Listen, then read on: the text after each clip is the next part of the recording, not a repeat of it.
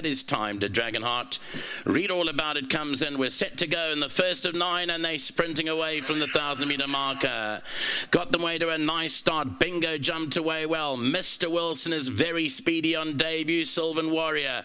Read All About It is racing about 3 lengths off the leader. Further back to King Bluetooth. Vegas Girl down the inside. Power of Pearls has got 5-6 lengths to make up. Horses run down into the last 600 metres now, and Bingo picks up the lead on the outside from Mr. Wilson racing second. Sylvan Warriors down there inside. Then came Read All About It. Vegas Girl. Power of Pearls is starting to run on. 350 metres left to go. Bingo's in front. Mr. Wilson tries to get a run on the outside. The gap is closing though. Bingo from Mr. Wilson. Power of Pearls is running on. Read All About It down the inside. 150 left to go. It's Bingo. Read All About It is coming home strongly under Mosieni, and Read All About It picks up the advantage. Read All About It went on to beat Bingo. Third, Power of Pearls. Then came Mr. Wilson, Vegas Girl, Sylvan Warrior, and King Bluetooth.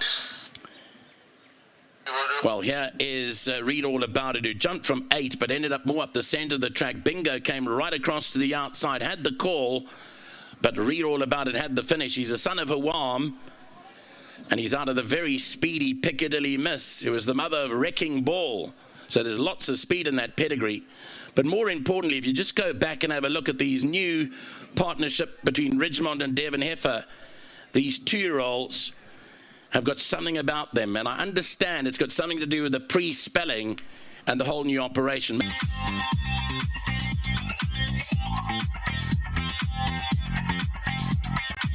Right, welcome back to Turffontein and Musi. Second ride for Mike de Kock for the babies, and it's a winner. Looks like a nice, decent horse. Read All About It. Yes, I was able to work him on the beach on Thursday, and his action alone just gave me so much confidence today. And though I could feel like he's also obviously looking for ground, his class should bring him through to win a race like this. Was not the biggest field, didn't look like the strongest, and he could get away with winning a 5 furlong. So, and it was a nice race. There was no pressure in the race. I've ridden for Mr. de Kock for many years and made mistakes. won some races as well. But it's just nice to be able to ride horses, young horses without pressure, and just allow them to warm up in the race. And it was quite much like that. I want to say thanks to the starter. He was very fractious at the back and nervous. So he just allowed me to be patient with him, load him, and he had a good start, which allowed him not to lose ground and come into the race nicely. But well done to Mr. de Kock, well done to Ridgemont and Mr. Heifer. We saw them yesterday. Great team, and just great what they're doing for racing.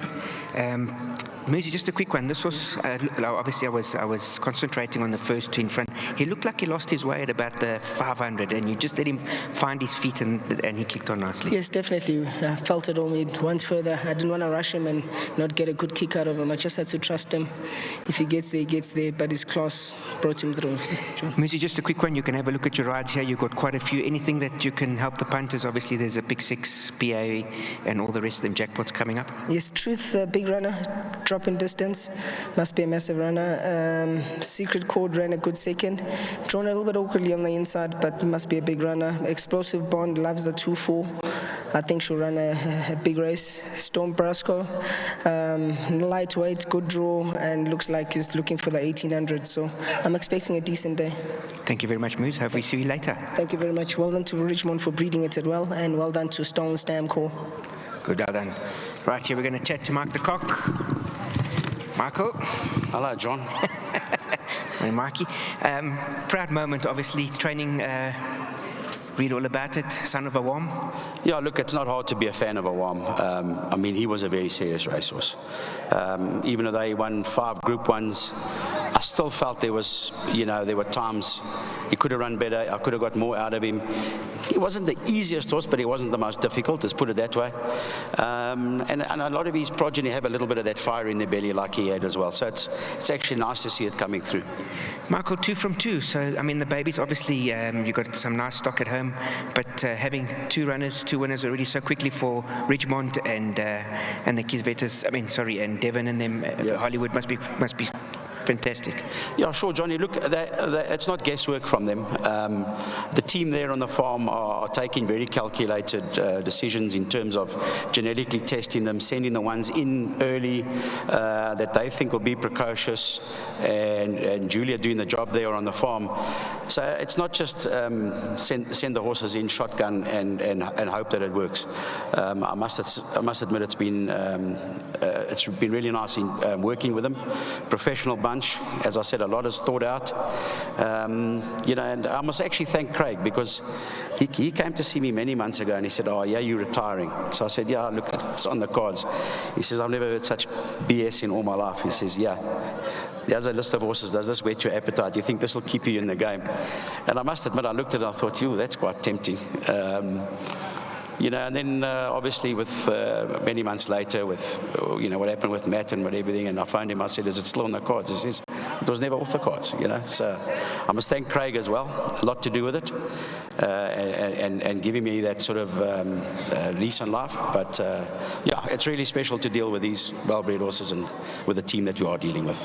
And then Mark, thanks for all that. And then obviously you got a good couple of runners today. Anything that you can help the public with going forward today? Well, like I said to everybody, it's one of those cards today where you look like you can have a good day. So it looks, at least it started well, because you can also, leave the course not having a winner at all after looking like you have a few chances. I think just about everything I run today has some sort of a chance. Obviously, there's always odds on horses like Roaming Spirit, but she's let us down 3 times, so one's always going to be careful. Calantha, I think, is a good filly, and she's pretty well handicapped in terms of the conditions of the race. The filly in the next has been disappointing. Blinkers off, maybe that'll help. But as I say, marauding odds in the right race, but competitive.